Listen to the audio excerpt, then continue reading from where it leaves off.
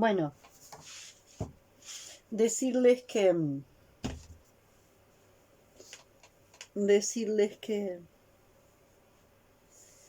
yo sigo observando las cosas por acá o por allá, sigo observando los movimientos de la mente humana y estas idas y venidas de la mente humana, y como siempre esta cualidad heyoka que tengo yo muchas veces me hace ver las cosas del otro lado, del lado del que casi nadie ve. Eh,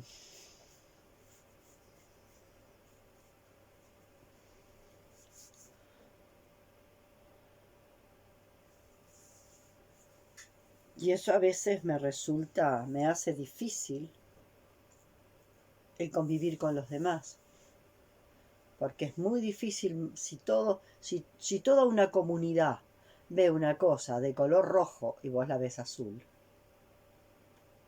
y vos tenés una percepción totalmente diferente a la percepción de esa comunidad que funciona como masa y que avanza como masa, que avanza como rebaño. Entonces, sin duda,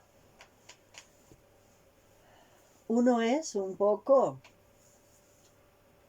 uno va en el sentido contrario. Una de las cosas que a mí me ha ayudado más, una de las cosas que a mí me ha ayudado más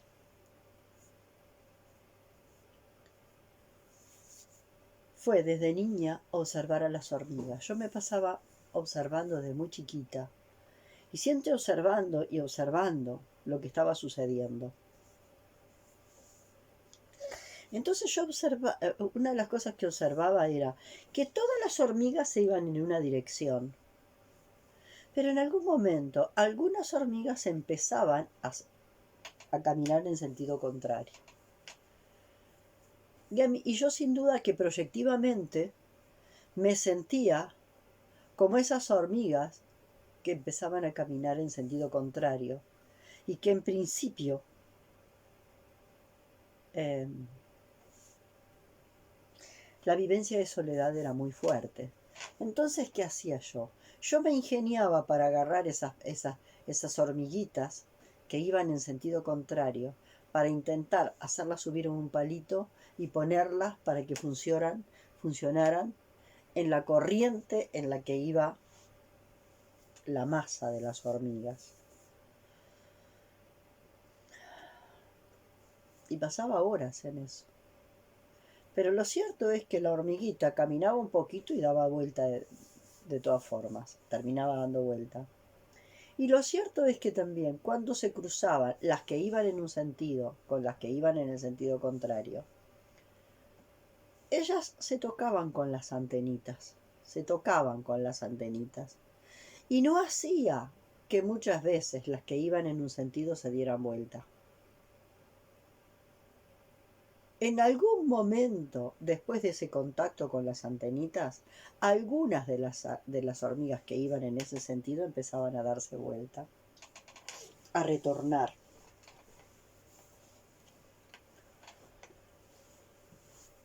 Yo observé mucho y muchas de las cosas que observé fue que a veces las hormiguitas que venían de retorno ya venían de retorno de un lugar donde habían detectado un peligro. Y entonces venían en el sentido contrario y le transmitían a través de las antenitas a muchas de las hormigas que iban en aquel sentido que hacia ese lugar había un peligro y que había que volver. Eso fue, eso fue muy, muy fuerte, ¿no? Eso fue para mí muy fuerte. Observar eso, ¿no? Porque yo seguía los caminitos, yo indagaba siempre, yo estaba queriendo saber. A mí no, los hechos que se daban, yo no los podía tomar como dados. Yo quería saber qué era lo que estaba pasando, por qué y para qué sucedía eso. Después, mucho tiempo después, tuve una experiencia ¿no? Muy fuerte, donde yo en una conexión a través del tabaco sagrado, yo conecté, entré, ¿no? En una escena muy fuerte, donde yo veía un enorme asadón, creo que en algún momento lo compré, un enorme asadón que tenía la forma como la de un pinche para asar chorizos, sostenido por dos horquetas, y ahí estaban asando a fuego las tripas de la madre tierra. Es decir, había un agujero en la tierra y desde la tierra sacaban las tripas de la madre tierra, que las iban roscando ahí y las iban asando.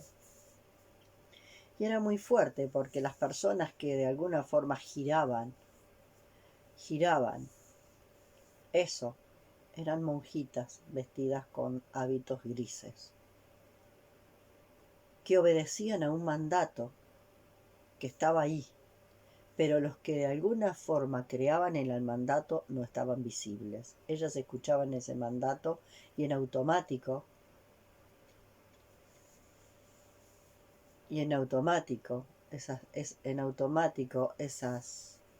esos mandatos eran tomados por las monjitas, que eran las que le daban manija a eso. Simultáneamente a ver todo eso, yo escucho un alarido de dolor de la tierra que salía, ¿no? Por ese agujero, un alarido de dolor de la tierra. Y intento conectar, ¿no? Intento conectar con toda esa gente. Intento conectar primero con las monjitas y después intento conectar con la gente que estaba circulando en modo horario, ¿no? Había un gran círculo donde estaban todos los humanos y ese gran círculo funcionaba en modo horario. Y en ese modo horario, solo en modo horario, funcionaba en modo replicación. En modo replicación. Entonces replicaban en forma automática lo que se les había inculcado. Inculcar, meter. Inculcar es meter un algo dentro de otro algo a la fuerza, a las patadas. Etimológicamente inculcar es eso. Es, de alguna forma, lo que implica la famosa educación bancaria de Pablo Freire. Meter un algo dentro de otro algo a la fuerza, a las patadas, a la fuerza. Eso es inculcar. Entonces, bueno, replicando, ¿no? Replicando, ¿no? Lo inculcado, sin, sin el más mínimo atisbo de reflexión. Entonces, yo grito, hago de todo tipo de berrinches, de cosas, grito, susurro esto, lo otro, me acerco, intentando ver cómo sería comunicarles, ¿no? Ya que no tengo antenas y no me puedo comunicar con ellos de antenita a antenita, o por lo menos creo que no tenemos antenas. Quiero comunicarles desde el plano concreto, a través del plano concreto. Quiero comunicarles a través del plano concreto, que no es en ese sentido, que ahora no. Que no es en ese sentido, que ahora no. Que lo que nos falta es el sentido femenino, el sentido que de alguna forma tiene que ver con el movimiento antihorario.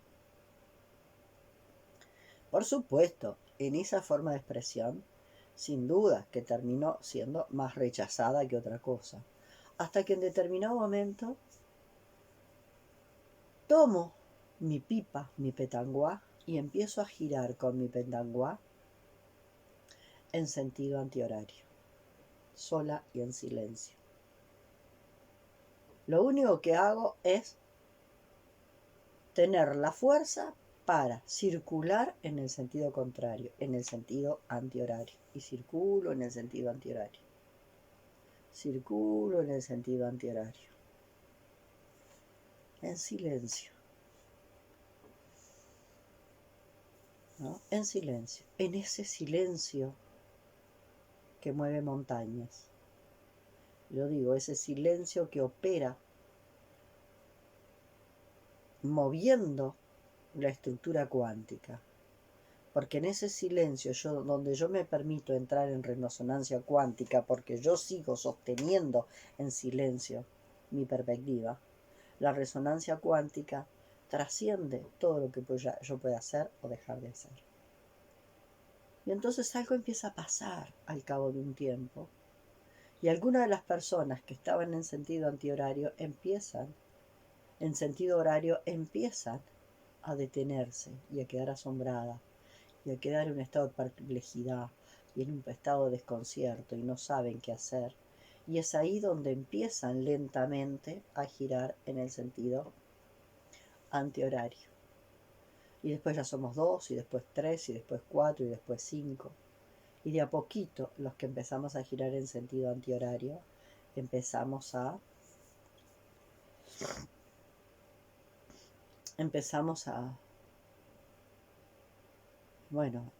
hacer más y empezamos a imprimir otra dirección del movimiento. ¿Qué es el sentido antihorario? El sentido antihorario es el sentido de la izquierda femenina y tiene que ver con lo siniestro. ¿Qué es lo siniestro? Lo siniestro es la dirección que me hace poder ir en ese sentido antihorario, hacia atrás, hacia adentro y hacia abajo. O sea, la izquierda es el femenino. Cuando la izquierda es verdaderamente izquierda, es el femenino, que es capaz de ir hacia atrás, hacia adentro y hacia abajo. Y sin duda que de alguna forma la palabra siniestro ha tenido mala connotación, porque en lo siniestro somos capaces de tomar contacto con nuestro trauma, ¿no? Con nuestra sombra, ¿no? Porque la única forma de sanar es si yo hago contacto con la sombra, con el trauma. Lo siniestro lo siniestro es lo que nos muestra nuestra sombra, y nuestra sombra como todo eso que hemos decidido archivar para no ver. Y entonces se ha producido la acumulación de siglos de traumas sin resolver, de milenios de traumas sin resolver, por miedo a ver. Y entonces se instala el sentido horario, ¿no? En mirar hacia arriba, ir hacia adelante y hacia afuera. Y eso sería el diestro, la derecha, ¿no? Que de alguna forma lo que hace es replicar trauma. La derecha ciega, que no mira lo siniestro, lo que hace es replicar trauma, o sea, entrar en proceso de retraumatización constante, y la retraumatización se hace cada vez más grande, más grande, más grande, porque además se generan textos de justificación en el plano 3 que sostienen, ¿no?, la negación. Bueno, lo que a mí me ha asombrado en este último tiempo es que ahora se ha puesto de moda hablar de los narcisistas. Y los narcisistas son algunas personas que andan por ahí.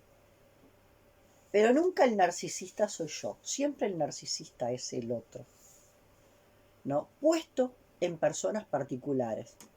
Entonces fulano es narcisista, mengano es narcisista, sultano es narcisista, el otro es narcisista.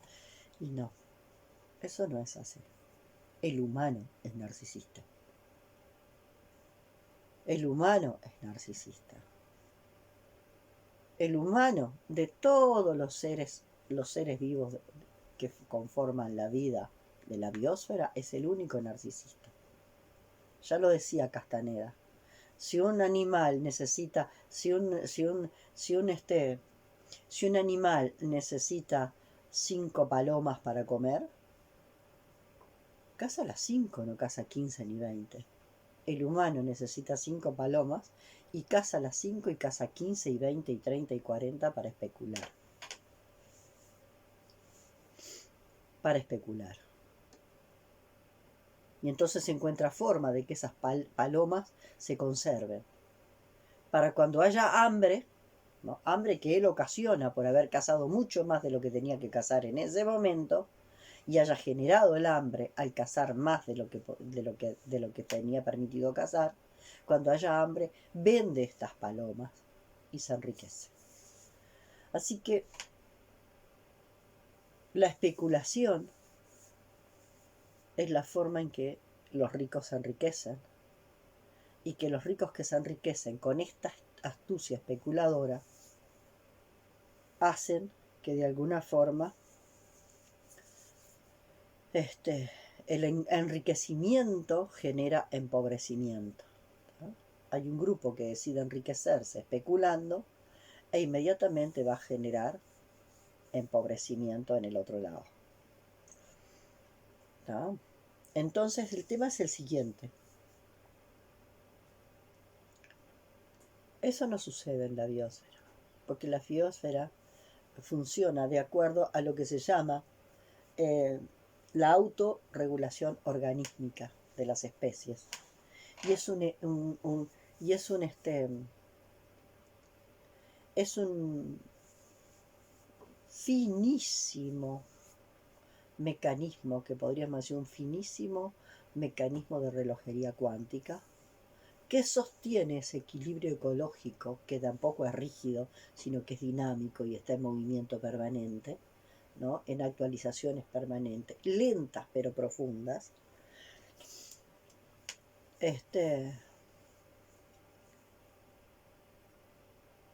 El humano se desprendió de eso y se ha vuelto y ha sido el que ha generado este estado, ha sido el que ha generado este estado de antropocentrismo, donde parece que todo el resto de lo que existe son recursos para que yo consuma. Yo, humano, tengo derecho a consumir, porque todo el resto de lo que existe son recursos. La tierra es recurso, los animales son recursos, las plantas son recursos, los minerales de la tierra son recursos, y como recursos le voy sacando las tripas a la tierra y a la naturaleza, la voy destripando, porque todo es recurso que yo puedo meter en el asador para mi propio consumo. Y esto es bastante fuerte, esto es bastante difícil de entender, es bastante fuerte. Eso hace que el humano es estructuralmente narcisista. Y no existe un solo humano que no sea estructuralmente narcisista, aún el que haya desplegado el papel, el personaje de altruista. Estructuralmente es narcisista. El humano estructuralmente se ha vuelto narcisista. Y que el humano se haya vuelto narcisista estructuralmente no quiere decir que originalmente lo fuera. La estructura original no era esa. La estructura ha sufrido una distorsión enorme. Y ahí hay muchas hipótesis que no sabemos por qué, si es que de alguna forma que hemos recibido influencia alienígena o qué es lo que sucedió para que el humano se alejara tanto, ¿no?, de la sincronía perfecta que genera la inteligencia organísmica entre todos los seres que componen la biosfera. Entonces, si el humano es esencialmente narcisista, yo voy a hacer un dibujito.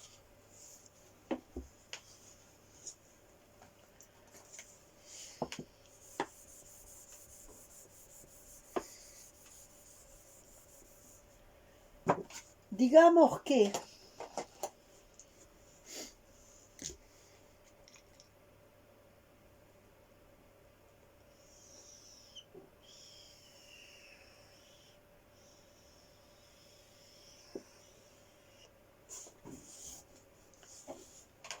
ahí estaría el imaginario colectivo.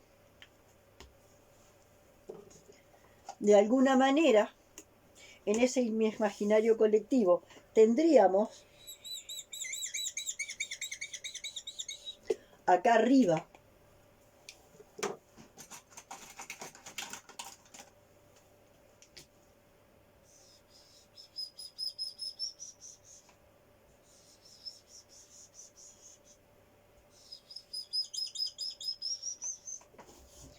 eso en verde sería la estructura original.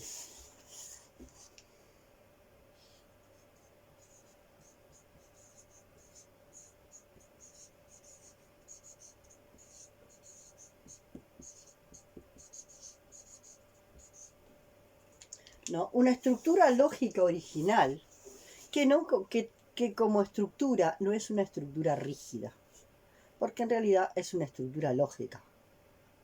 Y como estructura lógica tiene capacidades de actualización permanente. ¿Tá? Entonces, por algún motivo, esa estructura, por algún motivo que no sabemos, esa estructura se distorsiona.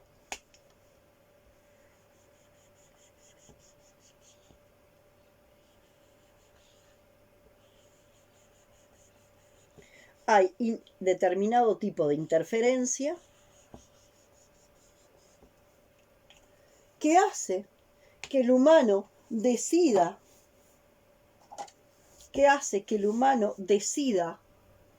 desconectarse de esta estructura lógica original, que está en la naturaleza, que está en el cosmos, que está en todo lo existente.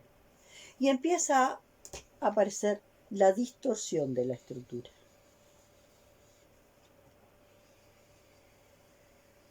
Y en esta distorsión de la estructura aparece este narcisismo que hace del humano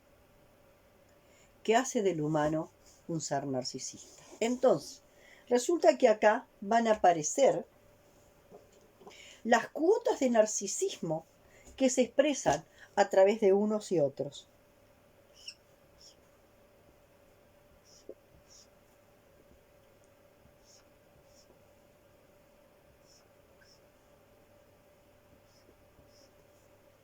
Entonces supongamos que por de acuerdo a la vulnerabilidad, este permite que a través de él se muestre un 5%, este un 10%, este un 25%, este un 60%, este un 80% de narcisismo.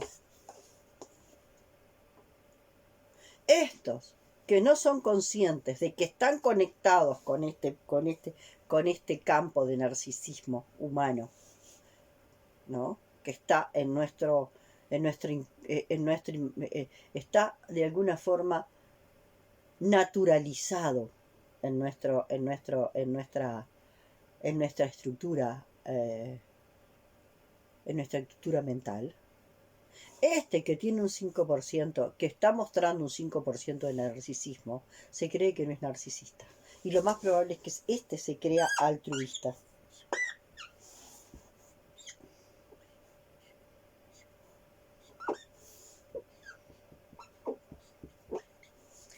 Porque él este altruista no está consciente de que él está expresando un 5%, porque su falso altruismo le impide conectar con todo este campo, ¿no? De narcisismo creado por la distorsión humana. Y este se cree con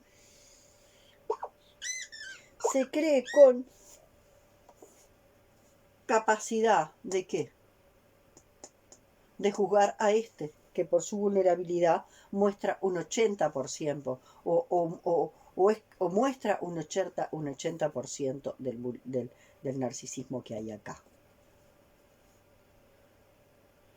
El que está más cerca de trascender el narcisismo es justamente el que muestra mayor.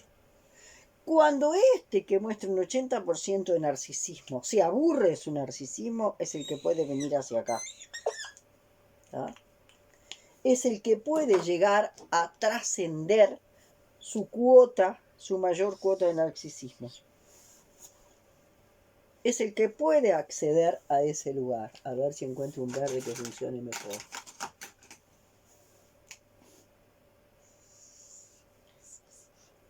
Y permitir que esto empiece a bajar. ¿Se entiende? Entonces, si todos estos, en vez de armarse su personaje de altruista, dice, tú cargas, le dice a estás cargando con una mayor cuota de narcisismo y vas cargando con mayor cuota de narcisismo por mí, porque yo solo estoy cargando con un 5% de la cuota de narcisismo. Y entonces quizás a partir de ahí todos puedan empezar a hacer el proceso de trascender su narcisismo.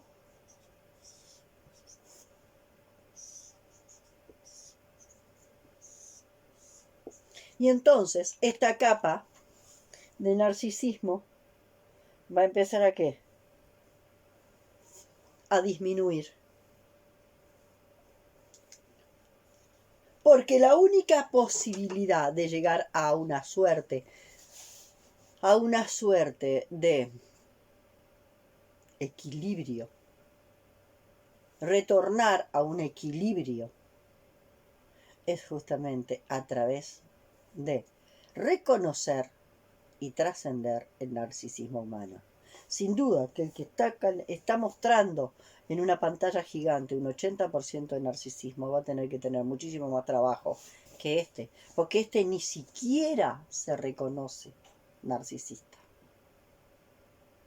Porque como puso el tapón y el personaje de altruista funciona como tapón, a través de él que funciona, que despliega el personaje de altruista, genera un tapón, y ese tapón hace que por acá baje mucho menos. El personaje de altruista hace que acá se genere un tapón, y como el narcisismo no es compatible con su personaje de altruismo, ¿se entiende? Esto funciona como tapón. Y entonces, este narcisismo que no baja a través de el que se cree altruista, esto va a venir ¿hacia dónde? Hacia Y para mí esto es bien importante que lo tengamos en cuenta. Porque hoy yo veo que YouTube está lleno. Tú eres narcisista, y hacen unos análisis de la personalidad narcisista siempre y cuando el narcisista es el otro. Y yo vuelvo una vez más a la construcción colectiva del otro, que de alguna forma me llegó a partir de un sueño que tuvo una persona que preguntó por qué existía gente tan cruel. Bueno, ¿por qué existen los narcisistas? Entonces ponemos la persona a la cual consideramos narcisista, o las personas que consideramos a narcisistas, arriba de un cerro.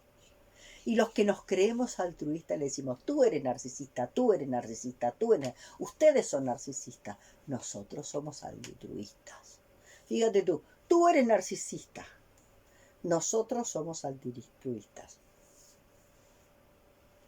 Hasta que los narcisistas, esa cantidad de personas narcisistas que están arriba del cerro, se conviertan en un espejo cilíndrico. Y cuando ellos se conviertan en un espejo cilíndrico y nos digan, nosotros venimos mostrando el narcisismo que hemos creado durante milenios los humanos y que ustedes se niegan a ver disfrazados de altruistas. Esto de alguna forma tiene que ver un poco con el concepto de resiliencia, que también el concepto de resiliencia puede tener muchas formas de leerse. Hay una forma de leer el concepto de resiliencia que es absolutamente fascista. Entonces el concepto de resiliencia también lo voy a tocar en el siguiente video. El concepto de narcisismo lo voy a tocar en el siguiente video porque me parece que no el de resiliencia, porque me parece que hay muchas lecturas de lo que se concibió la resiliencia, y acá en Uruguay se puso de moda el concepto de resiliencia a través de una persona que fue ministra de Educación y Cultura y que fue una persona tremendamente fascista. Y sin embargo, el concepto de resiliencia fue abrazado por derechas e izquierdas y por todo el mundo. Entonces hay que ver, ¿no? Porque ya les digo, la izquierda es el lado izquierdo. Es la capacidad de ir hacia atrás, hacia adentro y hacia abajo. Eso es la izquierda. La izquierda lógica y la izquierda energética, que no es lo mismo que las izquierdas políticas, ¿no? Y la derecha la derecha tiene que tomar esto y sacarlo. Entonces la izquierda hace este movimiento, va hacia el fondo, en la búsqueda de la sombra, del oscuro, ¿no? Del trauma que nos enrosca ahí en la cosa infernal que nos genera emocionalmente el trauma. Y ahí procesa. Y cuando empieza a salir, la derecha toma esto, ¿no? Toma esto que ya fue depurado, este infierno que fue depurado, y lo saca. ¿Se entiende? Entonces, fíjense que de alguna manera se forma prácticamente un círculo, se genera un proceso casi como el círculo infinito. La derecha viene, viene, y este.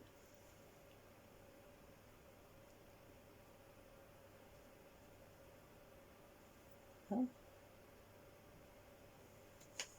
El movimiento de sincronicidad que se necesita, ¿no? Entre derecha e izquierda.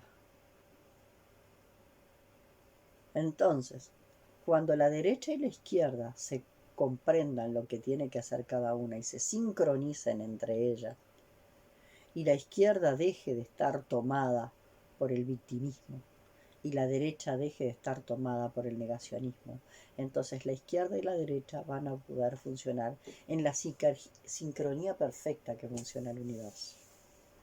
Bueno, hoy lo dejo por acá. Nos estamos viendo con el tema de resiliencia y después pienso que voy a seguir con la Victoria de Victoria. Voy sintiendo mi corazón y voy sintiendo qué es lo que necesito poner. Cuáles son los temas en los cuales quiero o necesito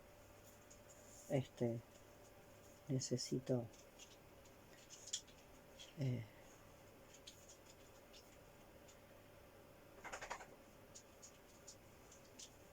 tomar como contenido para abrir en cada momento, ¿no? Hasta la próxima.